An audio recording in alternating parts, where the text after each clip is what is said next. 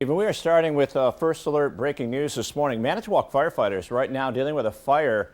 A live look right here on our Skycam. You can see the smoke rising from the fire on our Manitowoc Skycam this morning. So firefighters tell us that fire is on Franklin Street and started about an hour ago, but no other details are available right now. Again, you can see that smoke on our Skycam here. This is a live picture, and we have a news crew on scene, and we will keep you updated as we learn any new information. From WBAY TV, your first alert station, Action 2 News starts right now with breaking news.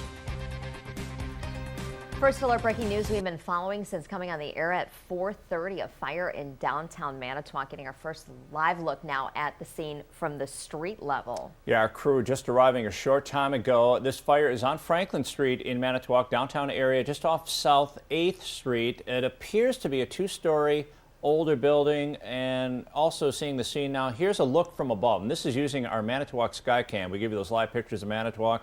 Today we're showing you the fire. It appears the building that's burning is hidden by a closer building in this picture, but we've been seeing flames and smoke and a raised ladder that's been spraying water on this fire. And we'll keep you updated on the fire all morning. Good morning. Thank you for starting your day with us today. I'm Kevin Rumpa. I'm Tammy Elliott. And I'm Catherine Bracho. On this Friday, we want to get a check of the first alert forecast with Steve. All right, thanks guys. Today, partly cloudy skies. Friday is going to be another relatively mild early December day, a high of 38 degrees. But consider that we're in the low to mid 30s right now. We're really not going to warm up a whole lot for the day ahead. And that's courtesy of a cold front coming in from the north. And once that front comes in, we will pick up a brisk north wind. Right now, it's 40 degrees in Sister Bay, where there's a few flakes and raindrops. In the Fox Valley in the low and mid 30s. For the most part, we have a west wind blowing in around 5 to 10 miles an hour, but as this cold front comes in from upper Michigan over the next few hours, we'll find that wind veering to the north, and the temperatures will be a little more sluggish to warm up as we go into the midday in the afternoon. But still, we're going to eke out highs in the upper 30s, and Pinpoint Predictor has lower 40s, especially to the south and west of the Fox cities.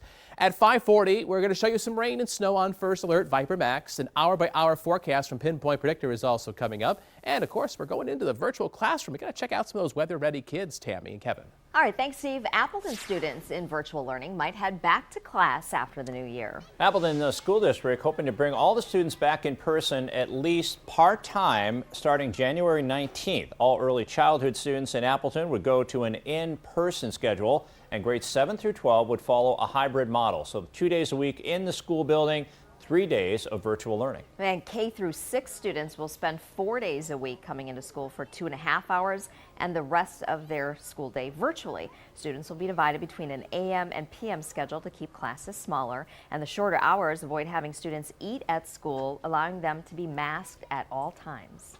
We know that with our youngest learners that continuity over time is really important, that contact each day. To keep the continuity of learning, especially for our youngest children, is really, really important. And the superintendent says they're still working out some of the hybrid plans and will continue to keep parents updated. Some help is on the way for small businesses struggling during the pandemic. Governor Evers says another $45 million in grants will help restaurants across the state. This week, De Pere launched another funding source for downtown hospitality businesses there. The Pandemic Response Downtown Business Aid Program is offering $300,000 in grants for restaurants, stores, and entertainment venues. Businesses can get about $5,000 each. De Pere city leaders say business owners need to include their property and landlord details to apply for these loans. We want to make sure that businesses are really trying to stay in business and not just take the $5,000 loan and then move on or pay off existing debts. Applications are due December 14th. Wisconsin COVID-19 testing and cases are up again compared to earlier this week. The state DHS reports another 4,600 positive tests. That's 38% out of the more than 11,000 test results, continuing the upward trend Of the 7-day percentage of positive cases, that average is over 30%. 60 more people have died. More than 1,700 people are in the hospital with the virus.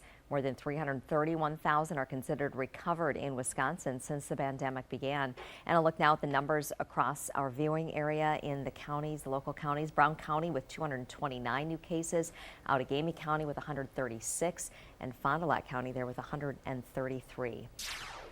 Hey, if you're just tuning in, I want to get you up to date with following this first alert breaking news in Manitowoc this morning, where the fire department is battling a fire right now in the downtown area. See it on this is live on our Manitowoc Skycam, and you see smoke rising from the scene. And we also have a live view from the ground level right here. So the flames that we saw about 20 minutes ago, we were live, we were looking at those flames.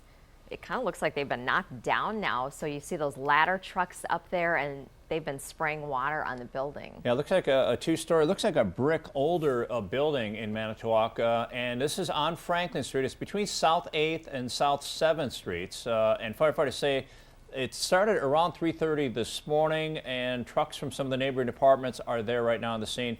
Again, we have been there all morning. We will continue to stay there for you and try to get you some new information from firefighters at the scene. Now I want to show you some new video this morning, getting an even closer look at the moment the Arecibo telescope collapses. Watch it here. You can see the telescope's equipment platform crashing to the ground into that giant radio dish. So we have reported this 900-ton platform collapsed Tuesday after all 3 support towers broke.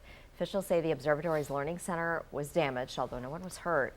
The telescope was in service for 57 years. It was an iconic landmark in the Puerto Rican forest, used in some movies. It was already scheduled for controlled demolition before the collapse. I guess it just couldn't wait. All right, the Oshkosh Fire Department's Food and Tour Drive, it is underway. It's going to look different this year. Firefighters are not going into the neighborhoods with Santa tagging along to collect your donations. Instead, they're asking you to bring them to the fire station, and they need more help than ever this year. Kristen Allen's live now to tell us how you can donate.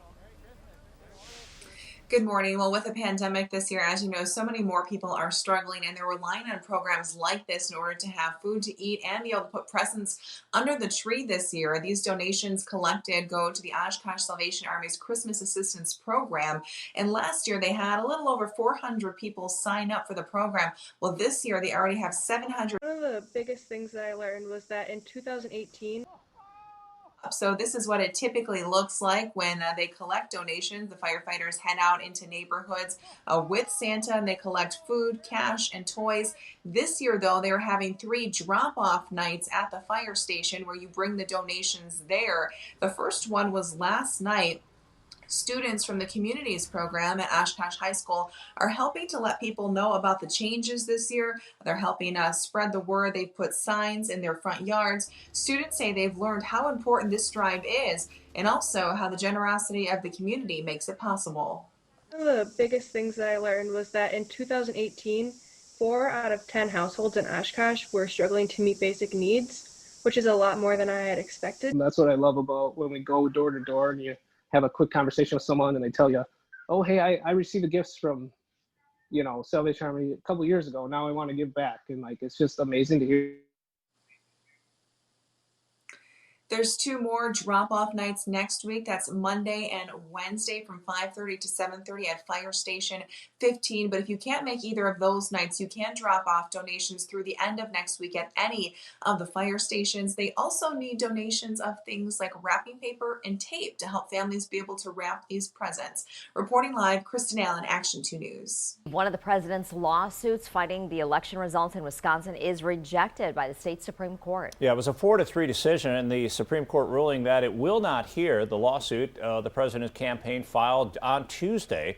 The Wisconsin Supreme Court 10-page ruling ultimately saying this case needs to go through the lower court first. The lawsuit challenged more than 221,000 absentee ballots in Milwaukee and Dane counties, alleging they were cast illegally. Governor Evers says he's happy with the Supreme Court's decision, but Republicans aren't giving up so easily. The issues that were brought up were issues that have been in place for at least 10 to 11 different elections, and to now come in at the last minute and say somehow the procedures were wrong, even though they were consistent with past practice and WEC decisions, is, it's just such a horrible stretch. Well, of course, I disagree with the decision. I still think the Trump campaign should move ahead quickly. They should go to circuit court, go to appeals court. Let's get it to the Supreme Court as soon as possible. The president's campaign has now filed its lawsuit in both Dane and Milwaukee counties, and Wisconsin Supreme Court Chief Justice Pat Roggensack consolidated the two cases into one appeal that will be heard in Milwaukee County by Reserve Judge Stephen Simonik of Racine County. 6:04 right now. Governor Evers is asking the Trump administration for more federal money to help Wisconsin's pandemic response. He's asking for an additional $466 million to be used for things like testing sites, contact tracing, and hospital surge capacity. Next few months will be a critical time for our state. We have a lot of work to do, and we need a lot of resources and support to be able to do it. The governor's also asking Wisconsin be prioritized when it comes to distributing a vaccine, requesting enough doses to vaccinate all 450,000 members of the state's healthcare workforce. State health officials, though, anticipate a much smaller number of 50,000 doses to start. And state health officials are beginning to see an increase in COVID-19 activity levels the week after Thanksgiving. The state's 7-day average for new cases is more than 3,500. And contact tracers are saying while super spreader events were the main concern a few months ago, now more people are getting sick from small gatherings. That risk is what worried health officials before Thanksgiving. And now there's evidence family gatherings have spread the virus. We're already seeing the uptick from last week. Absolutely. In fact, I just surveyed all of my fellow contact tracers and said, what are you seeing? And the number one thing was getting together for Thanksgiving last week. Health officials are concerned that after the holiday and then with another holiday coming soon, contact tracers may be overwhelmed again. 6:06 right now, an update on Foxconn. Here in Wisconsin, the company likely will not be seeing any tax credits. That's because the company still has not met goals for hiring and investing in its Racine County manufacturing complex. In 2017, the company said it would invest up to $10 billion in the plant and generate 13,000 jobs. But the Wisconsin Economic Development Corporation says so far, Foxconn has only invested a fraction of that, just $300 million, and hired just 281 employees. The way we set up the legislation seems to be working. If they don't meet the parameters that we put around it in the bill, they don't get the tax incentives. If the company meets its agreement with the state, it could receive nearly $3 billion in tax credits. Foxconn didn't get any credits the last 2 years, and state officials predict it won't for the next 3 years. It's getting new details on the breaking news that we have been following since coming on the air at 4:30. And a fire causing heavy damage to this building in the downtown Manitowoc area this morning. We're live on the scene right now. It's on Franklin Street near South 8th. And it appears to be a 2-story older building. It looks like firefighters have made good progress on putting out those flames. And here's that video from 5:30 this morning, right after our crew arrived there shooting video. You can see the flames they're shooting from the roof. So the fire started about 3:30 this morning, and a person who lives in the building flagged down a police officer to report the fire, and we're just learning from the chief that no one was hurt. Upon our arrival, within about 3 minutes of the initial alarm, we found a working structure fire. Manitowoc Police worked diligently to notify the other occupants that were inside the building. They all evacuated safely. And they don't know what caused the fire. Of course, we'll continue following that and updating you in our mid-morning news at 9 a.m. Want to head over to Catherine now with what drivers need to know about this. Yeah, let's show you on the map where this is happening. Just to give you your bearings here, here's the lakeshore. This is Manitowoc. I'm going to take you downtown. So again, this fire is on Franklin near South 8th. 8th is a one-way that runs north. 10th, a couple blocks to the west, runs south. So 10th isn't an option for you there to cross the river. But if you need to cross the river, 21st Street is a good option for you because you want to avoid this area. There are still a lot of emergency officials around there, and they don't want folks getting in their way. So north-south option, maybe 21st Street. Washington, which is also 151, is a possibility for an east-west option for you there to avoid the area and let those crews finish up that work there.